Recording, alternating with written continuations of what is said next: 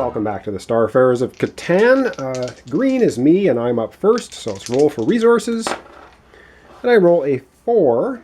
The only 4 out in space here is next to Talus.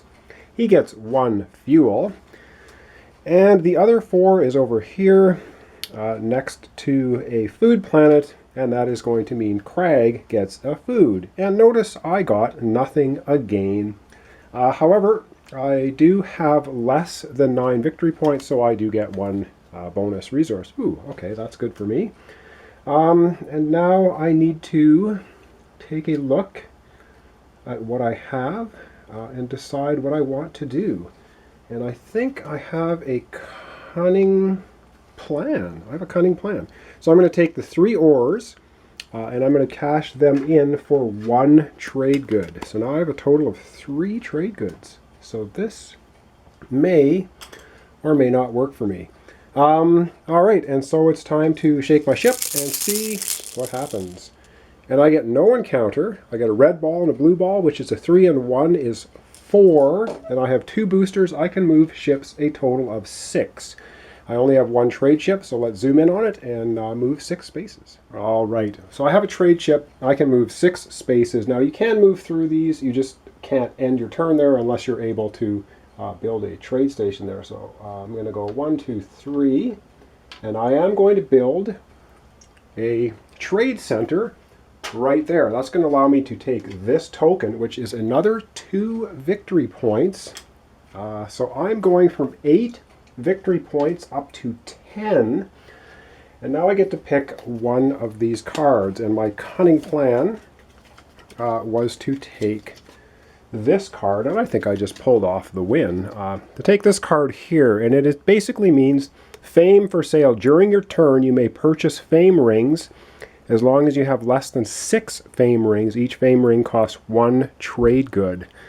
So it says during your turn, but I'm already into the movement phase, so I think I have to wait until next turn. But that card stays with me for the rest of the game. All right, over to Crag. So Crag's going to roll for resources.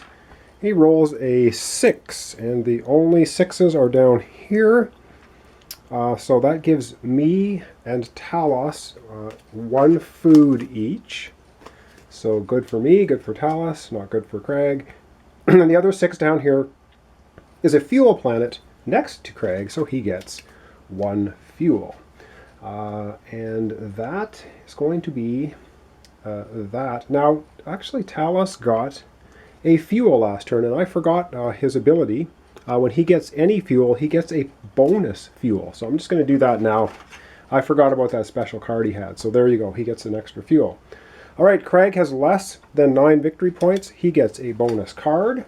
And now he's going to take a look at what he has and decide what he wants to do. All right, so Crag's had a look at all of his cards and do a little bit of sleight of hand here. He's going to take 3 food, and he's going to cash those in for 1 ore. So now he has an ore, a fuel, a food, and a carbon, and that is enough for him to build a colony ship. So he's going to go ahead and build a colony ship with that. So he builds his colony ship, and unfortunately for him, he has to place it down here because that's his only spaceport. All right, so now he's going to shake and see what happens. He does not get an encounter. He gets a 3, and a 2 is 5, and he has 5 boosters. He can move a total of 10 spaces. So wow, that's pretty impressive. So he's going to go 1, 2, 3, 4, 5, 6. He's going to look at that. And 7, 8, 9, 10. He's going to head out. All right, that's it for him. Up next, Talos. All right, Talos is going to roll for resources. And he rolls an 11, which is good for... well, I guess it's pretty good for him. Up here we have an 11. And so Crag has 2 colonies right next to the 11. He's going to get 2 trade goods. Wow. A pretty major scoop for him. The only other 11 is a fuel planet right beside Talos, and because of his alien trade center special ability, he gets 1 fuel, and if he collects any fuel, he gets an extra 1, so he gets 2 fuels. So that's pretty awesome for him. And that's it for the 11s. And now he has 9 victory points, so he will not get a bonus resource this turn. But he's going to go ahead, look at his cards, and come back with and decide what he's going to do. All right, so Talus has had a look at his cards, and he wants to build a trade ship. And so he's going to need an ore, a fuel, and 2 trade goods. And so what he has in his hand is he has an ore. He has going to take it 3 fuel, and he's going to trade that in for a trade good. So now he has an ore, a fuel, and 2 trade goods, which is enough to buy his trade ship. And so he's going to take his trade ship, and of course this is his only starport, so he's going to put it there. All right, does he have any encounters this time? He doesn't. Wow, just no encounters. 2 plus 1 is 3, and he has 4 boosters. He can move his ships 7 spaces. And so he's going to go 1, 2, 3, 4, 5, 6, 7, moving that out this way. And way up here, he's going to go 7, 1, 2, 3, 4, 5, 6, and 7. And that is going to end Talus's turn. And once again, we've gone so quickly, we're just going to transition into my turn. And I think the writing is on the wall. We're at Craig at 8 points, Talus 9, and I'm sitting at 10. Rolling for resources, I roll a 5, which gives me 1 carbon. And the other 5 is down here, which is going to give Talos and Craig 1 ore apiece. And I'm not too worried. And I think